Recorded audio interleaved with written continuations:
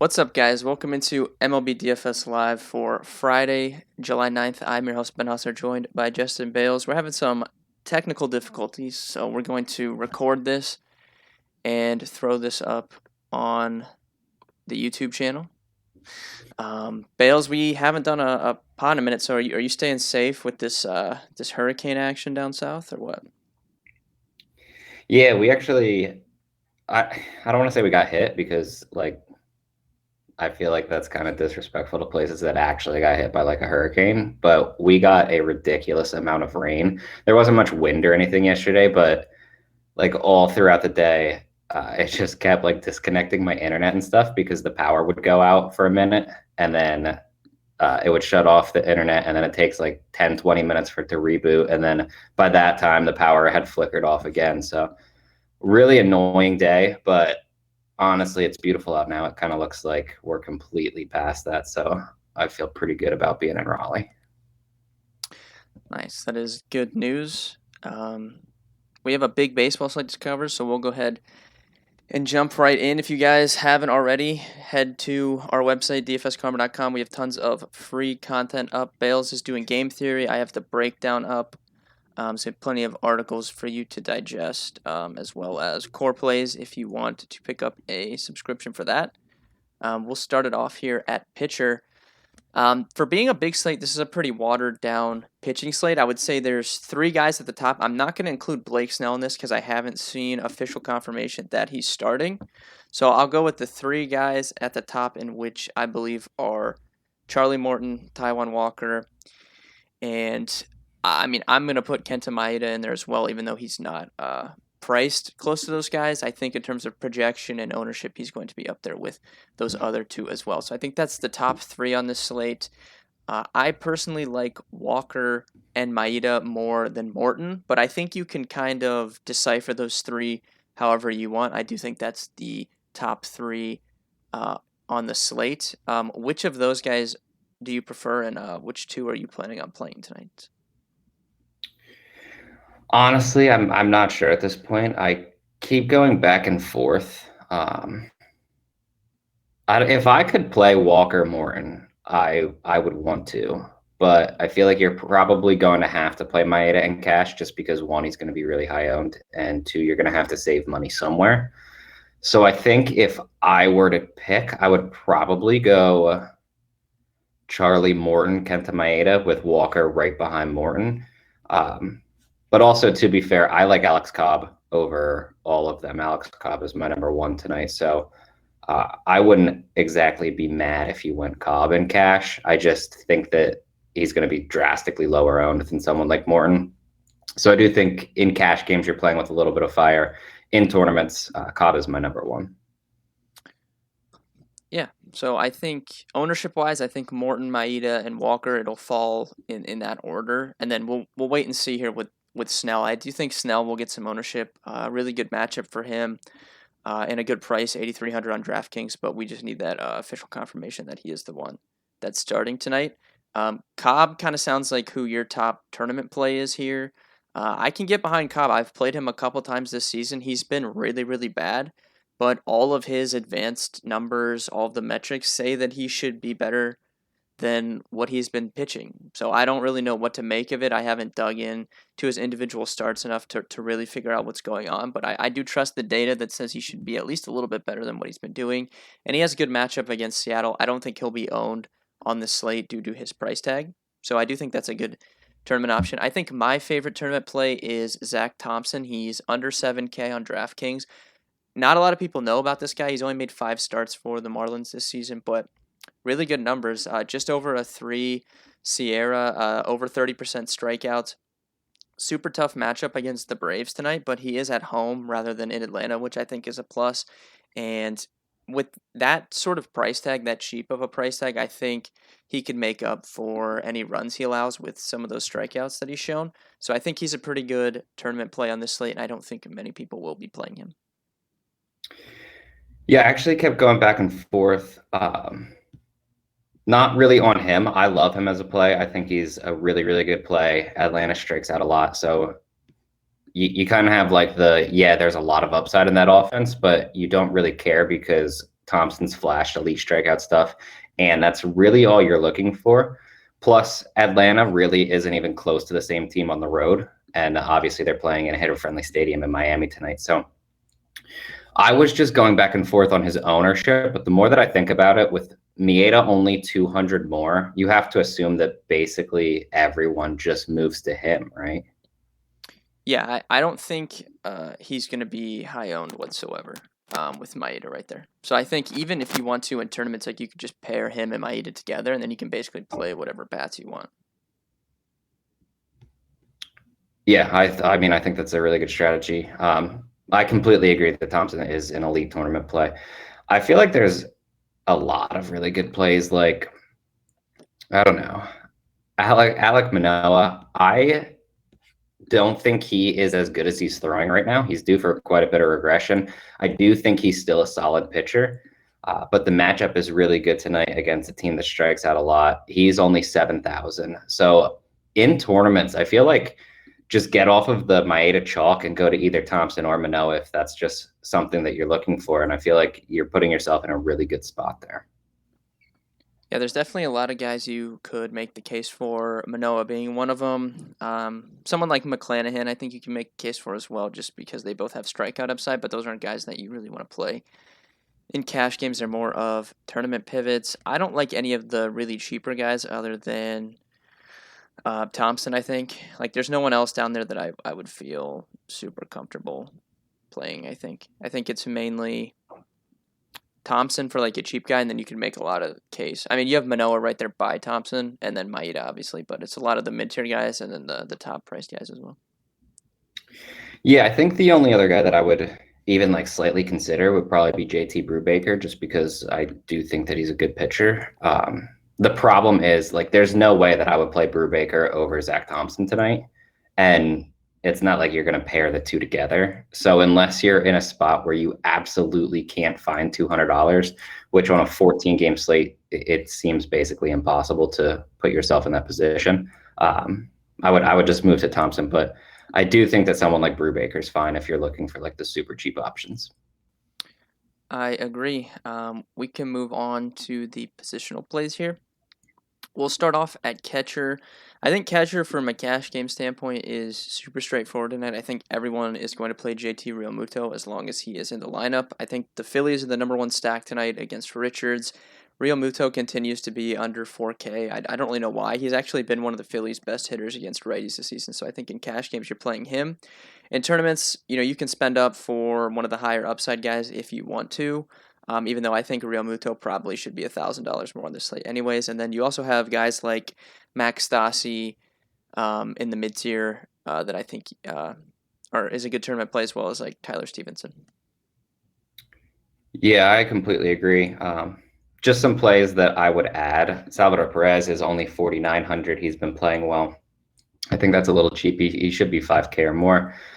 If you want super cheap, guys like Roberto Perez or Pedro Severino are just way too cheap. Zach Collins in the lineup now. Even like Christian Vasquez, he's only 3,500. And I like Will Smith at 4,400 tonight as well. Or, if you just want to get a piece of the Padres offense, who's probably my favorite offense tonight, Caratini is only 2,800. So that would be an easy way to get it done.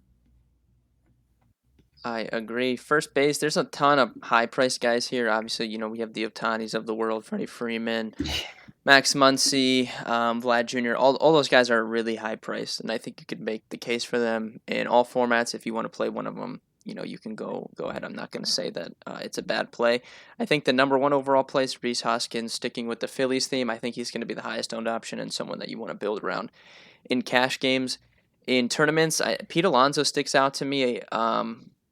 Against Brubaker under 5K. I think that's a little bit too cheap relative to the other high price guys. So I think you could make a case for him. I like Carlos Santana and the Royals a lot tonight, so I would be fine playing him. And then Alex Kirilloff, legend on this show because he won me $10,000.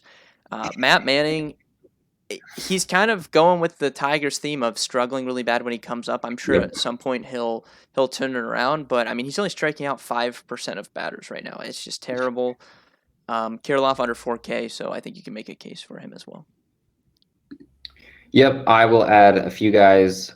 Jose Abreu, Gavin Sheets, both for the White Sox. I like both of them for their price tags. Matt Olson, if you just want a direct pivot off of Rhys Hoskins, he's $100 cheaper. Obviously, gets the matchup against Jordan Lyles.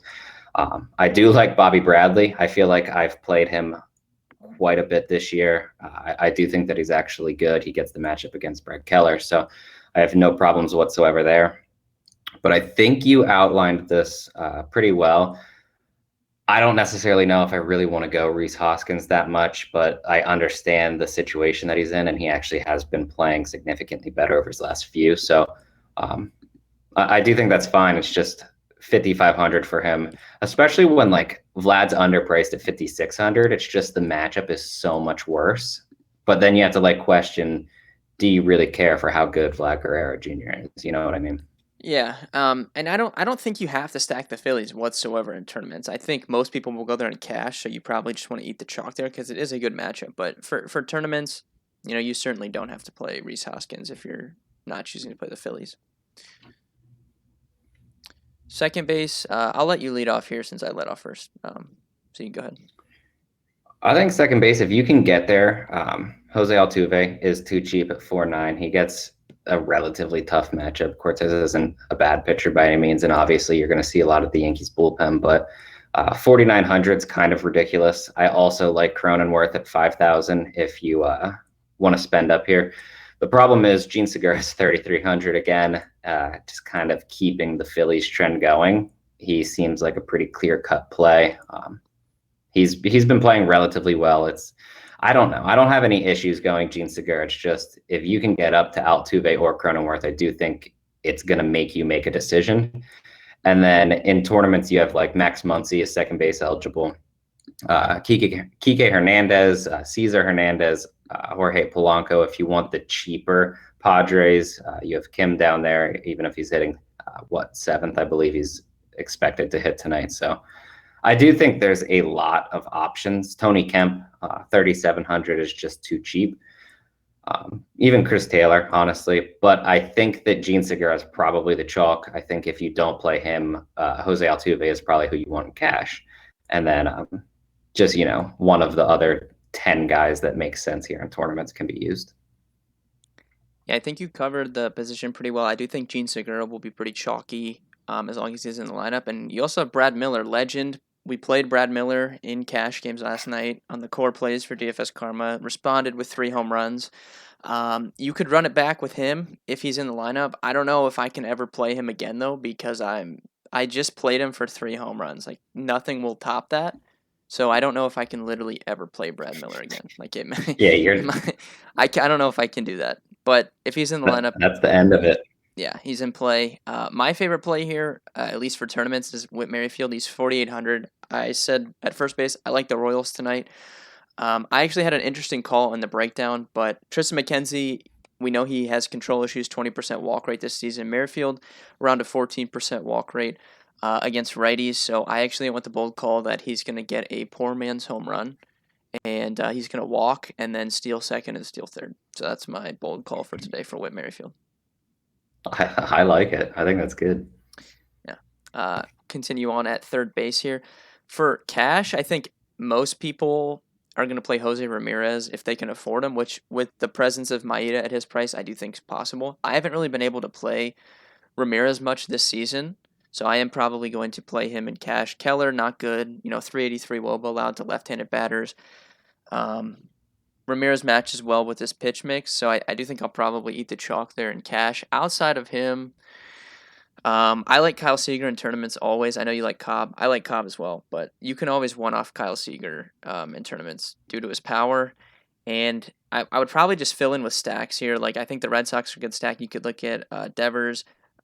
You like the Padres. I think the Padres are a good stack. You could look at Machado. So I would probably be looking at stacks outside of Ramirez, who I think is going to be pretty chalky. Third's so weird because there's so many good options, but you have to spend up for all of them. So like you obviously have Ramirez, who I think is one of the top. You can play Josh Donaldson, Yo Moncada's fine, Justin Turner. You talked about Machado and Devers. You have Luis Urias, assuming he's leading off for Milwaukee, but they're all 4,900 or higher. I guess the one guy, if you're looking to spend down, is Luis Arise, assuming he's leading off. I would guess that he is anyway. He's only 3,400, and then you have Kim at 24 for San Diego. Like we said, at second base, he's also third base eligible. But this kind of feels like a position where you're going to spend up at least like 4,900 for someone because the top options are just so much better than everyone else. Yeah, I completely agree.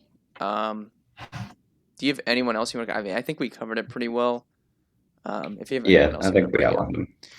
shortstop is super interesting to me, mainly because I haven't been able to figure out what's going on with Francisco Lindor's price. Like, I don't know what the algorithm is doing, but if you just look, just look at like it makes no sense.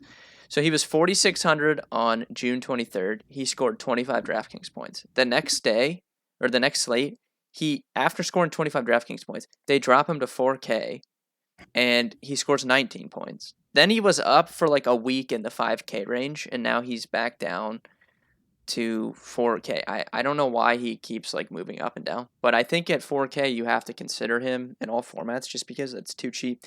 Obviously, Tatis Jr. is going to be one of the top projections on the entire slate, especially against a bad lefty, so you can certainly play him if you can afford him. And there's other good high price guys as well. But I think Lindor sticks out to me. I wrote up Willie Adames in the breakdown. I think he's a good play. Actually has a really good batted ball profile against lefties this season, over 55% fly balls and hard hits. So if you can afford him, I like him as well. But if you're not spending up at shortstop, I think Lindor at 4K, like, I don't know if you can go wrong with that. Yeah, Lindor's way too cheap. My thing is I want to do everything that I can to get Tatis in just because I absolutely love the matchup and he's just obviously so good. If you need to spend down, Elvis Andrus at 3,400 is way too cheap. He's finally playing well. They moved him up to basically second in the order. Gets the matchup against Jordan Lyles. It's really cheap, honestly. I agree that at 4K, Lindor's kind of price stupid, but I don't know. I think you can go all the way down to Andrus. It's just like very clearly, if you're looking between Elvis Andrus and Francisco Lindor, one of the two is the better player. It just depends on if you need the extra 600 or not. Yep, I agree. Outfield stack position on a big slate like this, I think, in terms of ownership wise, lots of people will be gravitating to Bryce Harper at 5K, fitting with the Phillies theme, and then Andrew McCutchen is really cheap as well. So I think those Phillies guys are going to dominate the ownership here. Otani, 6,200 is a lot. Lefty, lefty. I don't really worry about that with him because he has hit lefties well, and there's a pretty good chance that he's always going to get a righty out of the bullpen anyways. So I do like Otani in tournaments. I don't think he'll be, super owned today.